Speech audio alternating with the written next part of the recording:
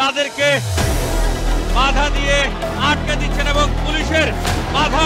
3 দফা দাবিতে রাজধানীর কাকরাইল মসজিদ মোড়ে অবস্থান নেওয়া চাকরিচ্যুত বিডিআর সদস্যদের ছত্রভঙ্গ করতে জল কামান ও সাউন্ড গ্রেনেড ব্যবহার করেছে পুলিশ।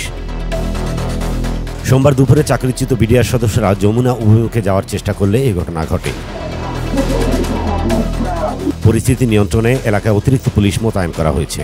দেখা গেছে কাকরাইল মসজিদ মোড়ে অবস্থান নেওয়া চাকরিচ্যুত বিডিআর সদস্যদের সরে যাওয়ার অবস্থান জানায় পুলিশ, কিন্তু সেই আহ্বানে সাড়া না দিয়ে দুপুর 12টার দিকে পুলিশ জল কামান ও পানির কমপক্ষে 6টি সাউন্ড গ্রেনেড নিক্ষেপ করে। এ সময় পুলিশ সহ আন্দোলনকারীদের বেশ কয়েকজন আহত হয়। পাশাপাশি আন্দোলনকারীদের বেশ কয়েকজনকে আটকও করতে দেখা যায়। পরে পুলিশ ধীরে ধীরে আন্দোলনকারীদের মৎস্য ভবনের দিকে নিয়ে যায়। এদিকে চাকরিচ্যুত বিডিআর সদস্যদের ছত্রভঙ্গ করার আগে ডিএমপির রমনা বিভাগের উপকমিশনার মাসুদ আলম আন্দোলনকারীদের প্রতিনিধি যমুনায় পাঠানোর আহ্বান জানান। পাশাপাশি আন্দোলনকারীদের কাকরাইল মসজিদ থেকে সরে যেতে 10 মিনিটের আলটিমেটাম দেয়, কিন্তু আন্দোলনকারীরা তাতে সাড়া না দিয়ে একই জায়গায় অবস্থান ঘোষণা দিলে পুলিশ বল প্রয়োগ শুরু করে। এর আগে দুপুর 12:15টায় শাহবাগ মোড়ে যমুনা অভিমুখে মিছিল নিয়ে আসেন চাকরিচ্যুত বিডিআর সদস্যরা।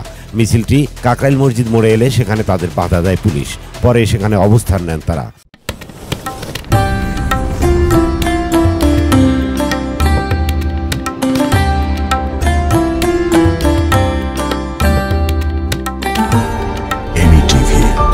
স্বাধীন বাংলার স্বাধীন কণ্ঠ।